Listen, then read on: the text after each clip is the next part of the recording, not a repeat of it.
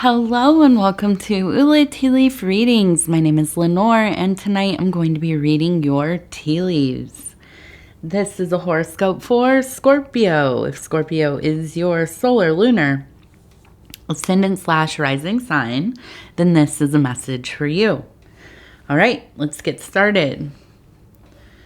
So this is a bonus reading for Scorpio, and if you haven't subscribed to the channel yet, please think about doing so. We would love to have you here. And I know I get a little bit more silly on my bonus readings. It is free to subscribe. It doesn't cost you anything. But once you do subscribe, then you'll know when the next readings are coming out, and you will not miss them, hopefully. All right, Scorpio. So our card today is the Temperance card.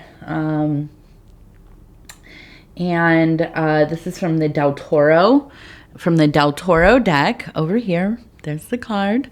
And let's see how this relates to our tea leaf reading, these symbols that are coming up. Now I see a dragon. I see it two different ways. Here, kind of here, you can see the head, the body, and the tail. And then as we go, this one kind of looks like an owl. Or the head of a wolf, maybe right here. You can see the snout, the eye. Okay, and then this looks like the dragon as well. Head, body, tail. Okay, so just want to keep. And now this one reminds me of a pansy, the flower. Oh, okay, here we go. We have a face, the eyes, the nose. You can see the head, the hair. Almost looks like a shirt with like a blouse, right? Like an old-fashioned kind of blouse that has those like long, it looks like, on a bow, the ribbon part of it. I don't know. The collar, I guess, is what it's called. But an older fashion. And so I'm looking at this and I'm thinking, my goodness, I almost wonder if this is like a grandmother or somebody who is an elder in your family. It could be your mother even. But I get the sense of them being quite stern, really, or maybe it's not even stern, being kind of emotionally unavailable, but it's a stoicism, right? They're kind of a little bit, neatly put together.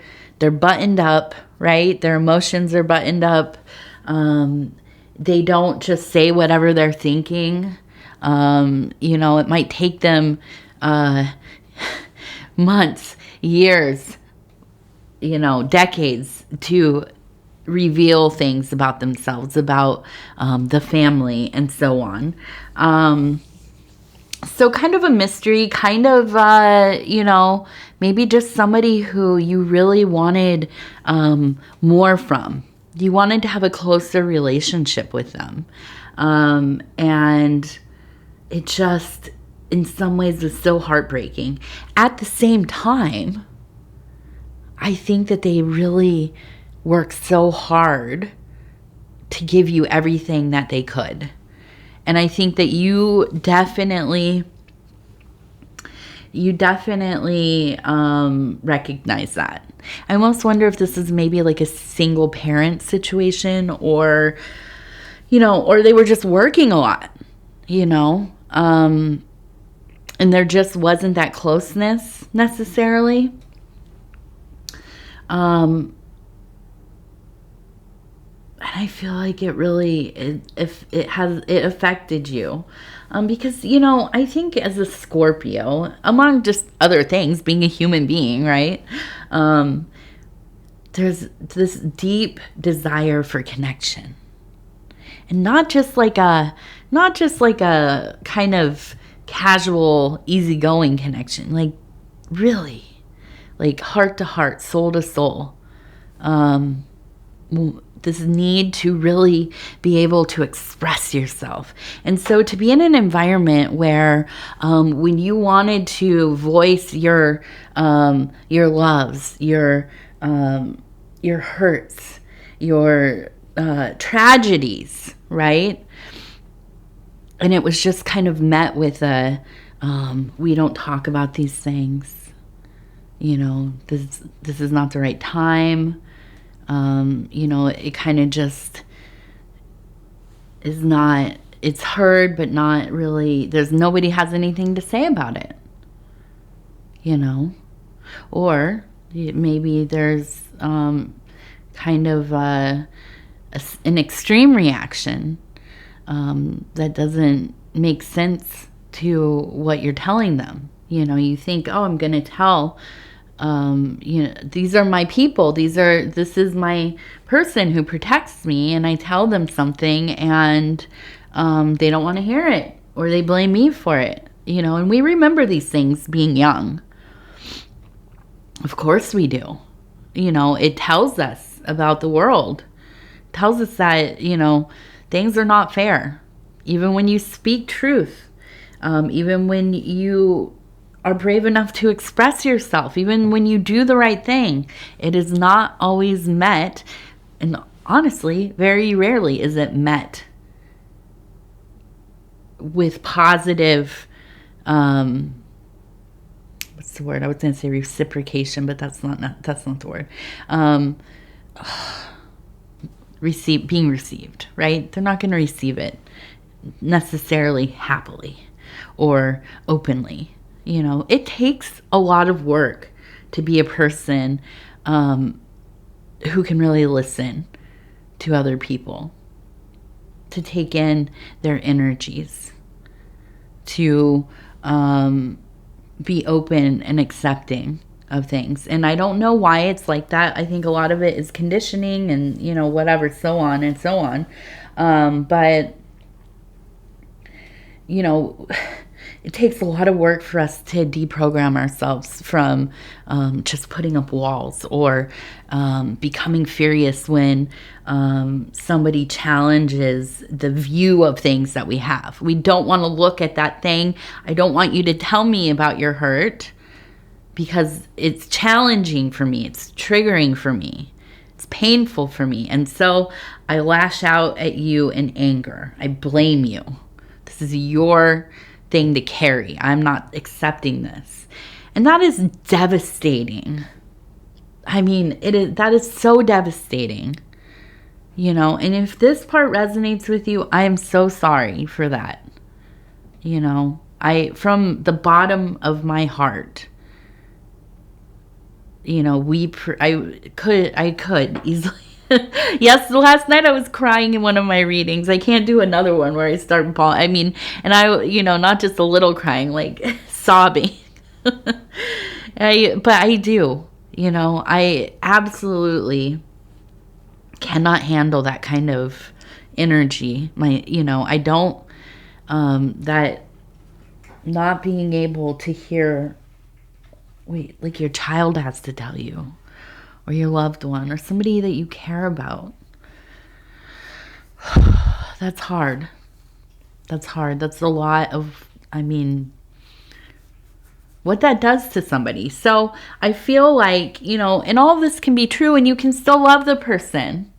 And that's the thing about life, is that things are complicated. It's not all one way, is it? It's not. So there's a love here, but there's a pain, you know, there's the wound. That wound is there. And I think that's, you know, that's what this dragon that we were looking at has to do with. The dragon, okay? Let's look at it again right here. Okay, and then we have the wolf as well. Where did you go, wolf? There you go. Right here with the head, the eye, and let me bring it up here. Kind of a wonky, a little wonky looking. That's okay. But right here, the face, the nose, the snoot. I'll look for any reason to say snoot. I love that word. Yes, but I do. I think that there has been, by necessity, this coping mechanism created. That dragon, so often it is. That volatile energy, that fiery thing, that when things... Okay, don't... No. Don't... No booty in there, girl. Come on, over here. Nobody wants to look at that on the camera in high definition.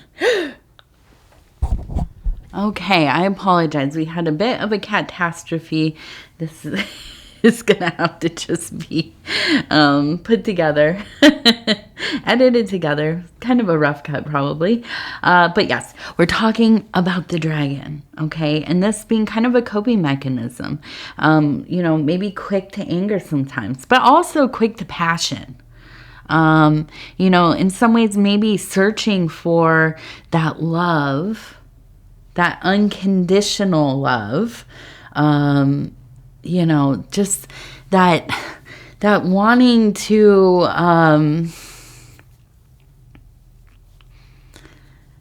just wanting to be held in somebody's forever, right? To be somebody that no matter who you are, what you feel, what you think, to some degree what you do, right? That you will be loved, you will be cherished, that you will be honored and all of these things, right? And so, you've searched, you've been searching, you maybe are searching, you continue to search. And I see this dragon also looks like a boat, right? And so there has been traveling, moving of energies. I also feel like, you are definitely a fortified person as much as it has to do with other people. Some people definitely affect you, of course. I think everybody's affected by at least somebody in their life, right? On a deep level. But you can take criticism. You can, not be the best at something. You cannot fit in, and you're just fine. You do your own thing. You march to the beat of your own drum, as they say. And all of that really does, it has to do with that temperance energy, okay? To be fortified, even by maybe having that emotionally unavailable person, role model, maternal figure, caretaker, whoever it was. And so, although that is devastating, it also has, you've made something of it. I also think that you really have focused on making sure that other people know that you love them, that you are willing to speak openly, freely. I feel like you definitely just are yourself. And I feel like this really comes out in your creativity. I imagine that you have quite an aesthetic. You keep your house some interesting way. You're all about ambiance and atmosphere and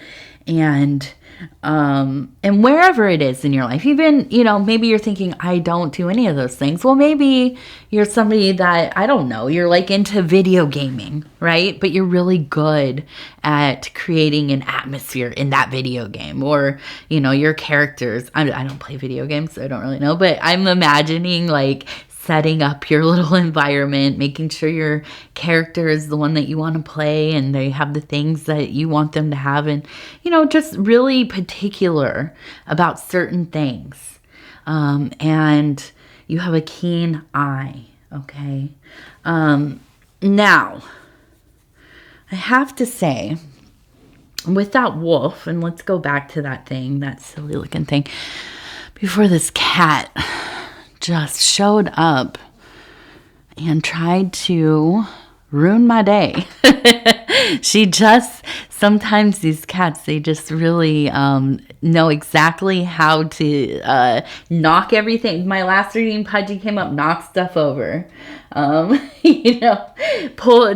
There's one video, I wish I could remember which one, but the cat pulls the whole top off of here. The guy that was trying to jump up, I think, and got his claws into the tablecloth and pulled the whole everything over. Oh well, I guess, right? I've had comments on here where people are like, "Wow, you got to keep the cats out of there," and put treats out to keep them away. Well,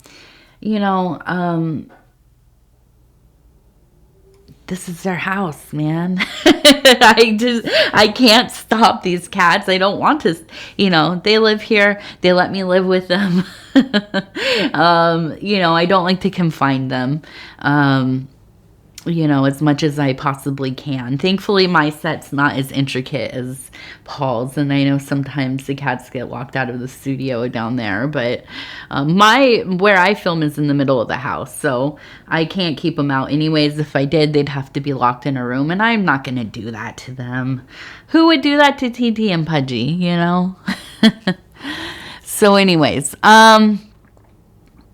let's look here. We have this wolf, and I think that's, it is just a symbol of your individuality, really, and that spirit you have. Oh my gosh, the bravery. You will go out on your own when you need to. You will do your own thing. It's, no skin off your back. I think that's the saying. I feel like that is. But I also see that there, it almost looks like my name. I'm L-E-N-O. There's an R in there somewhere, I bet. Where are you? Is there an R? They're talking to me. I don't know. That's weird. Sometimes we do have like full names that come up in here. And I don't know what that is exactly. Maybe that it does look like an L and maybe an E. This is debatable. This one's debatable. This one, though, is interesting. It looks like we have a person with their arms up and there's kind of a rainbow over them. So I feel like there's really a sense of peace in all of this. You've spent your life really trying to temper yourself, I think, trying to stay from one extreme to the other, wanting to walk completely away sometimes and then coming back and maybe, being closer with your family, and then it swings in the other direction. And I feel like in some ways that's tiring, but I also think that you are not a person who exists in absolutes. You just are very fluid in the things that you do and feel. And this life is a journey. Things don't have to be all one way, like I said before, and I think that you know that. I think that you really know that. And I feel like there really is this period of, there's a lot of confidence.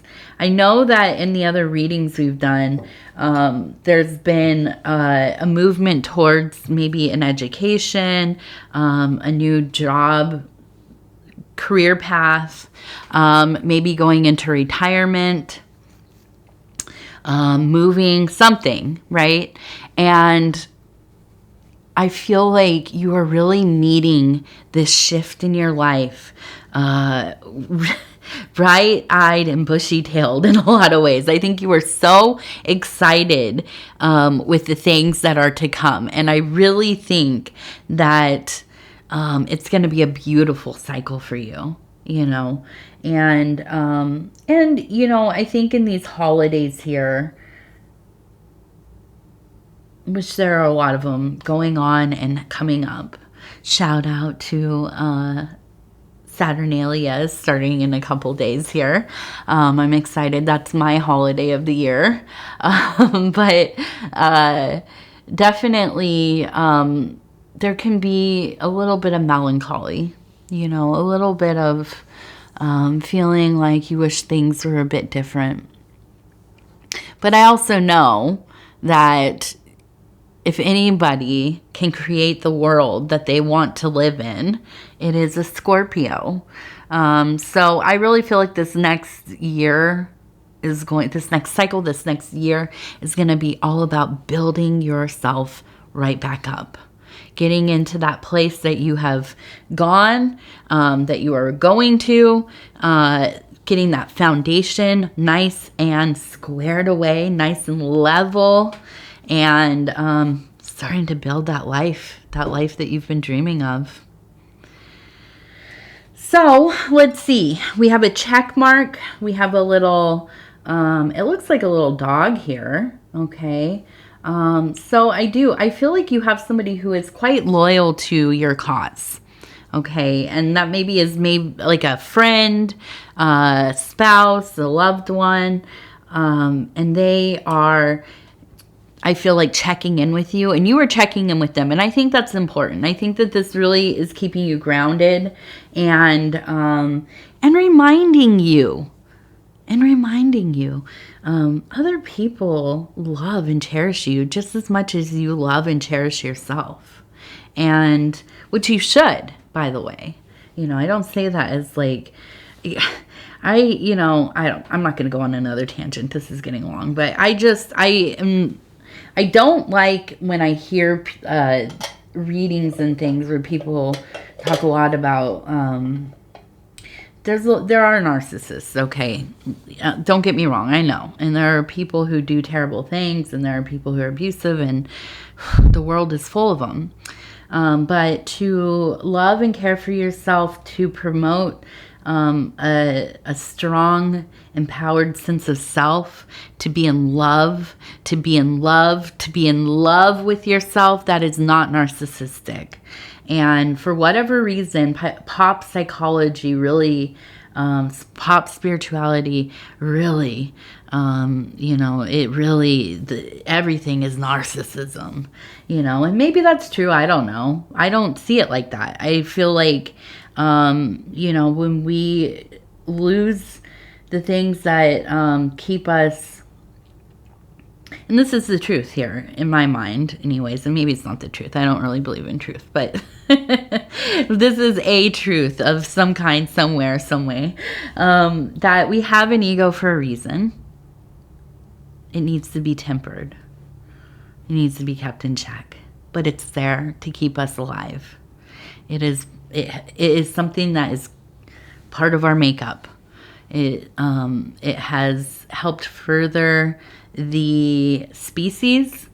It is, it really, it does something to keep the psyche intact, and, to abandon all these things, unless you are on a deep spiritual path, and that's like what you're married to. You're doing some kind of, ego death work. We need to not work on dissolving these things so much as finding a way to heal them, right? And to maintain them in a healthy state of wellness, and, to be able to control ourselves, to know that nothing belongs to us. Right? And we are not owed anything. Nobody owes us anything. They absolutely don't. And that there needs to be gratitude for all the things that come into our possession, or into our life, or, the moments that we get to spend with somebody that we love. And if they decide to leave, then we let them go. Right? Not because we don't love them, but because we do.